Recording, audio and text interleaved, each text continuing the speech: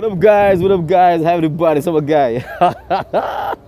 Sama guy bëggee ñëpp, you know what I'm saying? Waaw, Malathion TV, the best channel, you know what I'm saying?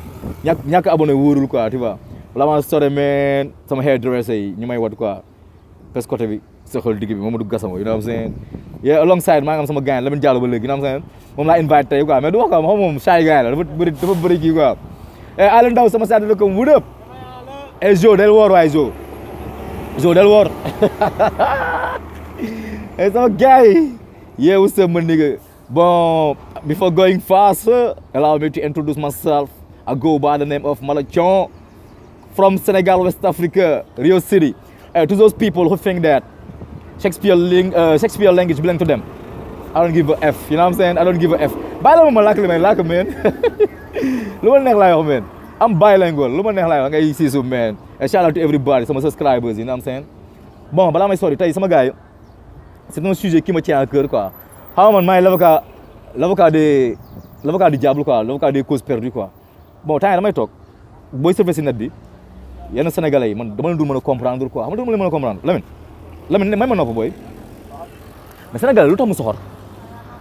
xam nga soxor bi maanaam bon de grâce su ma nee sénégalais lu tax mu soxor je fais pas allusion sénégalais yëpp quoi. Xam nga tey ji bu ne le Sénégal est un pays pauvre, tous les Sénégalais ne sont pas pauvres. Cheikh Amar pauvre, Youssou Ndour pauvre quoi. Donc samay terme foog ngeen koy jéem a comprendre maanaam su ma nee lu sénégalais soxor mais maanaam sénégalais yu wiki di lay waxal mais du sénégalais yëpp a soxor. I got a lot of respect to my people, Senegalese people. I love them and I'm proud to be Senegalese boy. Li may wax mooy maanaam tey ji maanaam boy fi may ñëwee mooy maanaam da ngay gis maanaam couple quoi.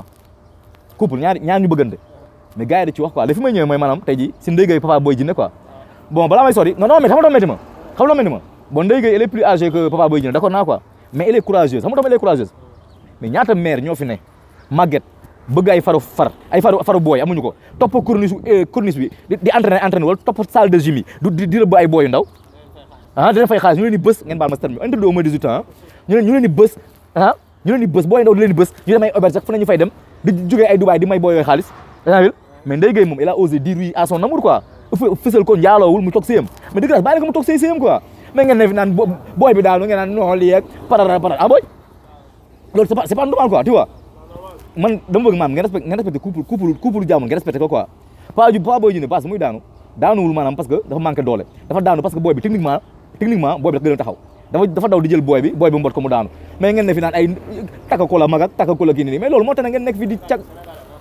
non mais la dem livre loolu quoi na leen bàyyi ñu dund bàyyi la ñu dund quoi mais nit ki ñaata mere nekk fi corniche bi di rëbb mel ni ay chasseur de prime nekk si auberge yi jóge ay Dubaï ay booy ndaw leen doxaan kii ñëw au moins moom il a osé moom maanaam na man sama mbëggeel làqu moo quoi kii laay dundal Saint-Ville ay soof ngeen trop bàyyi ba laaj ma fa laay daanuwaat non fii mënoo ko xool fii mënoo ko xalaat de laaj ma fa laay daanuwaat mais booy bi nekk si Pod et Marichou booy bu ngand bi te mu am jëkkër ju gàtt ji waaw xam nga booy tamit dañu Eva la waaw bi kii animateur bi tak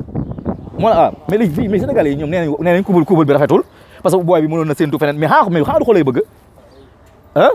mais la moo seen yoon si booy bi nee na moom kooku la bëgg mi ñaan non booy mënoon na am lu kii affaire ni man dañuy xool man xam ne bu ñu sëyee dañuy arrêté mais mu ñu sëyee ñuy gën a wax mais comme ñun ayuma ñun daama yi waruñu am gel bu tooy man damaa gàtt damaa ñaaw non may laaj non mais booy Lamine xoolal non man Lamine man je suis écœuré quoi mais Sénégal tax mënuñu bàyyi ñi ñu happy kon léegi Sénégal maanaam booy sox waroo am gel bu rafet maanaam gel yu rafet daal léegi kon pour 1m87 yi la ak am oto am kër ñoo pour ñooñu la léegi ñun ñu ñaaw ñu gàtt ñu léegi waruñu ci am mais ñaay mbaam xuula ñaay bërëb mais Lamine gars yi manduñu non barke sa gars yi manduñu quoi non je te jure non mais Lamine man sama xol day sot quoi nañu bàyyi gars yi ñu dund seen amour quoi fii ku nekk am nga looy kii tey jii man su ma demoon ba am 80 ans nekk paa ba am 80 ans am booy ba am 18 ans damay wax dara xam nga du ma dara waaye Lamine damay sant dañu bàyyi ñuy def waaye mais gars yi dañu manduwul quoi vraiment loolu métti na ma trop quoi moo tey man tam ma fi vidéo yi quoi donc man Ndeye Gueye man dama la fan quoi c'est pas jëne seen couple neex na ma trop quoi parce que yéen boo ma si yéen loolu ay hypocrite quoi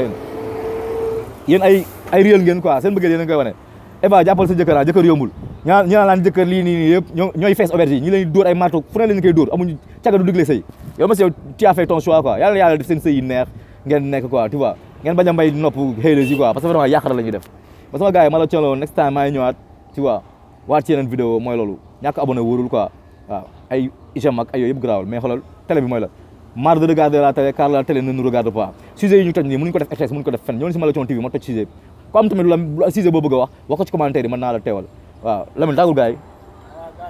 waxal bu baax nga ragal sa jabar trop voilà